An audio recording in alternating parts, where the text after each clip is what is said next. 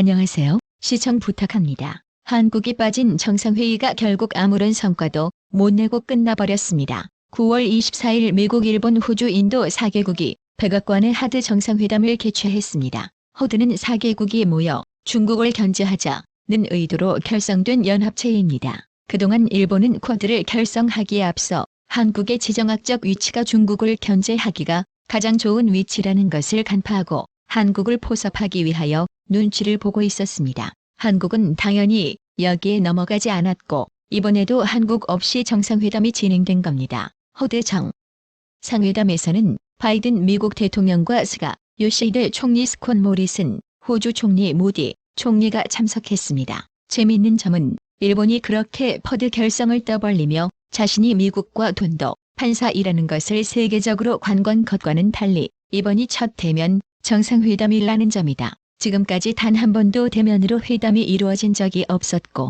기껏해야 작년 3월 화상회의가 전부였죠. 이 때문에 하드는 미국이 버리는 카드라는 말까지 나왔습니다. 한국의 본방 가능성이 사라진 상황에서 일본이나 인도가 중국에게 강단 있게 대항할 마음이 없기 때문에 이를 안 미국이 최근 오피스를 결성하며 방향을 큰 걸 하는지 적도 없습니다. 이 들이대는 쿼드 공동 성명도 별거 없음 뜨는 성명에서 강압에 흔들림 없이 자유롭고 개방적이며 규칙에 기초한 질서 촉진을 전념한다. 인도 태평양과 그 너머에 안보와 평화를 증진하겠다고 발표하는데 언론들은 이 말이 중국에 대한 견제구라는 분석을 내놨지만 그뿐이었습니다. 기후변화 모니터링, 재난대처, 해양자원의 지속가능한 사용 등 뜬구름 잡는 듯한 방안 제시 듣는데 너는 한국이 차면 지난 정상회담들과 비교 대조적입니다. 지난 5월 한미 정상회담에서 한국과 미국은 미사일 지침 종료를 선언했습니다. 이후 지난 6월 G7 정상회담 당시 중국의 인권 문제를 정확히 저격하며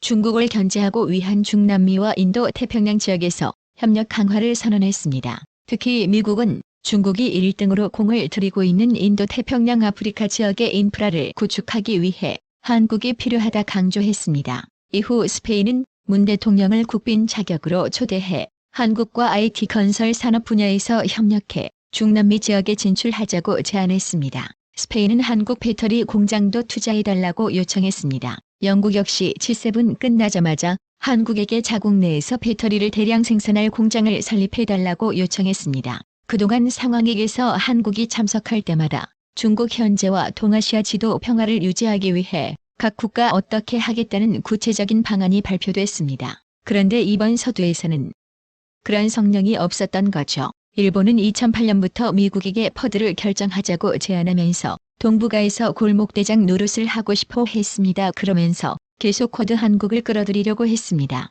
그동안 일본은 아시아에서 가장 우수한 국가가 일본이라고 주장하며 한국을 어떻게든 깎아내리려고 했습니다. 그런데 군사안보에 있어서는 한미일 동맹을 강조하는 모습을 보였습니다. 8월 15일 일본 언론은 아내 가방 안에 문 대통령을 접견한 일을 언급하며 대한민국이 중국, 러시아 쪽으로 가버리면 큰일 난다고 우려했습니다. 이 언론은 그러면서 한반도는 일본에게 있어 러시아와 중국을 막아주는 최고의 쿠션이라고 주장했습니다. 그동안 한 코드 가입을 두고 쿼드 국가가 아무리 보여봤자 실제 전력이 운석에서 우수한 한국을 꼬시려고 안달이 나서 어떻게 해서든 손이 발이 되게 빌어야 됐습니다. 던지는 거라는 의견도 있었습니다. 전쟁이 난다면 한국은 대리점 장터가 될 가능성이 높습니다. 하드를 가입하게 된다면 일본 한반도에 진출할 명분이 생기게 되는 거죠. 또 어차피 미국과 인도, 호주, 일본은 중국과 대결 구도를 이루고 있습니다. 다수 한국인들은 중국과 싸움 중인 나라들끼리 합치자는 의도로 하드가 결성된 건데 굳이 한국이 길 필요가 부족하다. 가입을 반대했습니다. 앞서 작년 10월 중국을 견제하기 위해 미국, 일본, 인도, 호주 4개국의 외무장관이 일본 도쿄에 모였습니다. 보드에서 한국이 빠지자 이날 무산되고 말았습니다. 당시 중국을 강력히 제재하겠다거나 중국의 행태를 비난하는 4개국 공동성명이 나올 것이라는 관측이 많았지만 각국의 의견이 완전 일치하지 않는다는 이유로 성명이 보류된 검이 공동성명 무산을 두고 그럴 줄 알았다는 의견이 많이 나왔습니다. 쿼드에는 파토난 슬픈 역사가 있기 때문이죠. 아베는 2007년 4개국이 모여 급부상하는 중국에 대처하는 쿼드라는 사자회담을 처음 제안한다 뜬금없이 그 회사에 내버렸습니다. 또 당시 호주 케빈 로드 총리는 허드를 두고 호주의 국가정책 방향성과 맞지 않는 비판했습니다. 인도마저 쿼드에 별 관심이 없었기 때문에 안 왔습니다. 그러니까 쿼드는 4개국이 단순히 마음이 떴다는 이유로 언제든 무산될 수 있는 불완전한 협의체라는 게 입증된 겁니다. 최근 한국은 100억 원이면 된다. 사실상 천수력 급이력의 916 탄도미사일을 뽑아 내고 있습니다. 9월 15일 국방과학연구소는 탄도중량 2톤의 현무미사일 개량형으로 알려진 탄도미사일 시험 발사 장면을 공개했습니다. 이날 시험 발사에 성공한 916 탄도미사일 중량이 6분인 것으로 알려졌습니다. 분단국에 따르면 여기에 1톤 이상 중량을 더 들여 78만 2,411을 탑재한 916 탄도미사일을 개발하고 있고 성공을 앞두고 있는 것으로 전해졌습니다. 이쯤 되면 구체적인 파괴력이 궁금합니다. 탄도중량 1톤짜리 탄도미사일의 파괴력은 이 정도입니다. 앞서 문 대통령은 현무 미사일 개발이 완료된 당시 최고 수준의 탄도중량을 가진 괴물미사일이라 도착했습니다.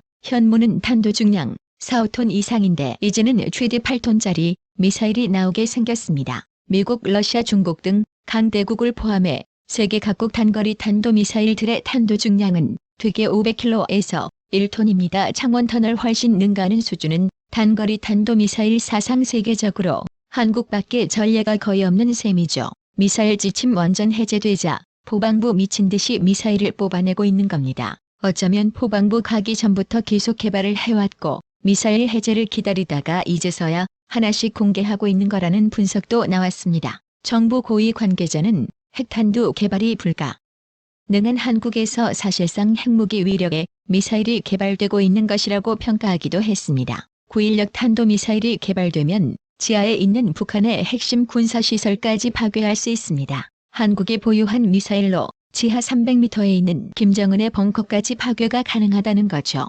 이전까지는 김정은의 벙커를 두고 전술의 벙커버스터 많이 파괴할 수 있다고 여겨졌는데 5호가 등장하면서 이것마저 가능하게 되었습니다. 발전소와 활주로를 복구가 힘든 수준으로 파괴하고 분수 보급창 지하 핵시설 때까지 더 이상 대한민국 화이팅 하는 군사시설은 없게 되었습니다. 한국은 핵탄두만 없을 뿐이지 핵전력에 필요한 다양한 운반체를 다 갖추고 있습니다. 지금까지 개발한 현무 미사일 SLBM 등 전략 무게는 한 2만 톤 바꾼다면 모두 무기로 쓸 수 있고 두 중량 8분짜리 미사일을 바탕으로 바꾸거나 한두 중량을 줄인다면 사거리가 엄청나게 드러나게 됩니다. 올해까지 대한민국은 북한, 중국 열받아 거품을 물을 정도로 전력을 보강해왔습니다. 내년에는 세계 3대 군사강국 안에 들어갈 가능성이 높아지고 있습니다. 오늘 준비한 영상은 여기까지입니다. 끝까지 시청해주셔서 감사합니다.